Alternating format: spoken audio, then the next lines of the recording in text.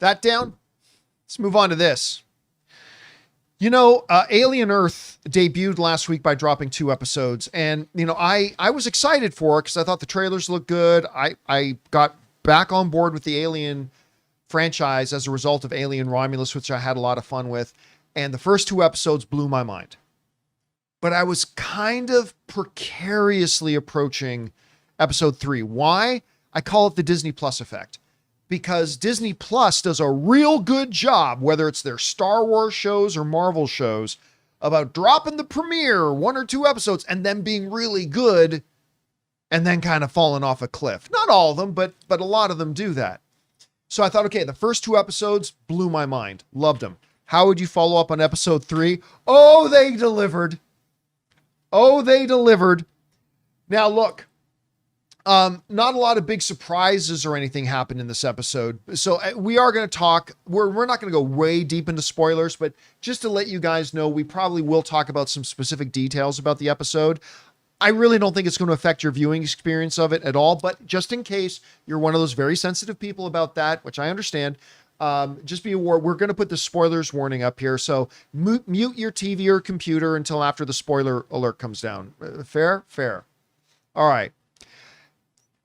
You know, Rob, one of the things I said about the first 2 episodes of Alien Earth that I loved so much was the fact that it was a great blending of the action, one of the greatest action films of all time, Aliens, with the philosophical sci-fi, deep horror, space horror of the original Alien. And it seemed to mash them together really well.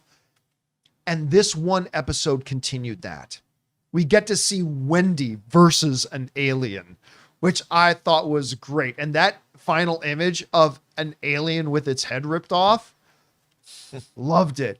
You get more into the intrigue when the one, what are they calling them? The hybrids. When the one hybrid comes and says, "Can I be your favorite now?" It's like, okay, now we got some Game of Thrones going on.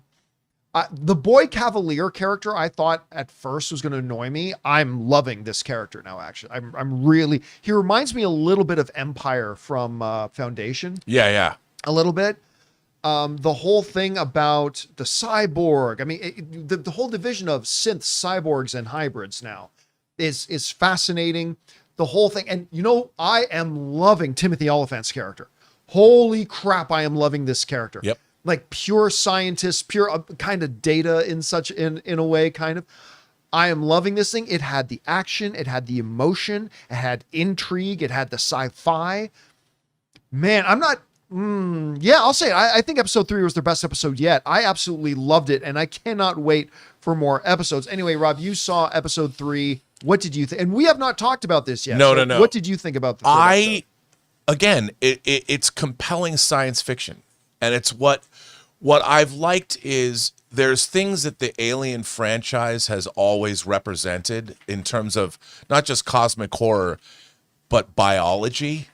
The fact that the life cycle of an alien, a xenomorph, is antithetical to human beings, you know, and the fact that, or any living mammal as we know them. I mean, I wonder if a face hugger could actually work. I want to know if an alien can implant, say, a blue whale. Can we have seafaring xenomorphs? I don't know. We'll probably find out on this show. But what I really love is how they're dealing with the evolution of humanity. At the same time, they're dealing with something that's antithetical to human evolution, which is, so you're dealing with human life being changed irrevocably by being a cyborg, being a synth, being a hybrid, whatever.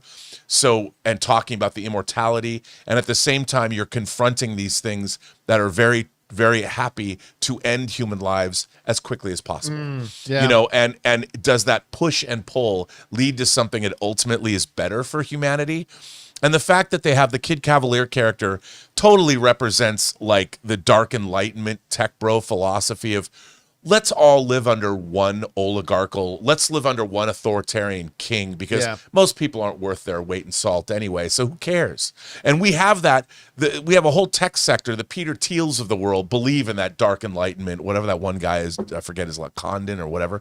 But you read that stuff and you're thinking, Noah Hawley's read all of this, and he's incorporated it into a show that has a lot on its mind. This is what I want from my science fiction. Now, do I like they sort of added something to the xenomorph life cycle this episode. Talking about the tadpole? Yes. I loved it. No, I don't know. I don't know if I'm on board. I gotta see. But I mean, think about it. The face huggers plant something. Yes. We always knew. So it's not even, the tadpole isn't even a new concept. We always knew. Yes, it it's true. And left something. It's So true. It It's had to true. be something like that. It's true. You're right. I'm just but what Noah Hawley said, that he was never on board with the Prometheus black goo. Like, we invented xenomorphs in the last couple of years. Yeah, there's a lot about that. I always hated that. But he said that no, we're rejecting that. The xenomorphs are a product of millions of years of evolution. Yes, they are.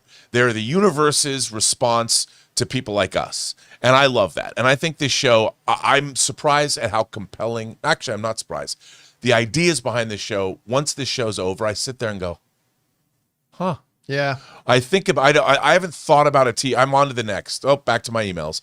No, not with this show. I actually find myself sitting in the observatory contemplating my own existence. And that's what I want from good science fiction. You know, Noah Hawley. I had a very good TV watching night last night, because once Anna and I got back, we sat down, we watched Alien, and then I watched the 4th episode of Dexter Resurrection. I'm still behind. Oh, you're behind. Yeah. But I got to episode 4, the first appearance of Peter Dinklage.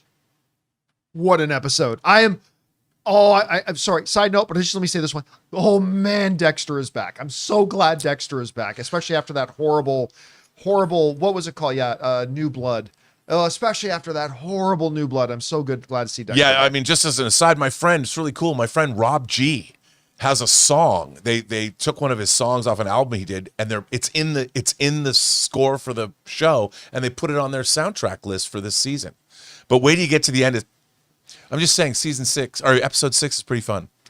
Well, I'm almost there. I'm getting caught up. Guys, we want to take a second to thank the sponsor of today's video, PrizePicks. What a great time to be a sports fan. Basketball playoffs are on. Hockey playoffs are on. It is the perfect time to jump into the action with PrizePicks, the easiest and most fun way to turn your sports knowledge into real winnings. PrizePicks is daily fantasy made really simple. Just pick more or less on a few player projections, like points, assists, goals, and you can win up to 2,000 times your money. For example, this week, I've got Jalen Brunson for more than 24.5 points, or Jason Tatum for more than 6.5 rebounds. I love how fast and easy it is to lock in a lineup in just under a minute. Plus, they've got a couple of weekly features, like, for example, Flex Friday. If your lineup doesn't win, you get your net losses back in promo funds. And every Tuesday, check out Taco Tuesday for discounted player projections up to 25% off. So download the app today and use the code Campea to get $50 instantly after you play your first $5 lineup. That's code Campea to get $50 instantly after you play your first $5 lineup.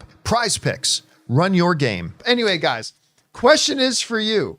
Did you have a chance to see Alien Earth Episode 3? If so, what did you think about it? I'm seriously, I'm loving this series so far. Whatever you guys thought, jump down to the comments section below and leave your thoughts there. Hey guys, thanks so much for watching this video. Make sure you like the video, leave a comment, and subscribe to our channel. And don't forget, we have a daily podcast called the John Campea Show podcast, available on Apple Podcasts, Spotify, or your favorite podcasting app of choice. Go and subscribe to it today so it'll be there when you need it.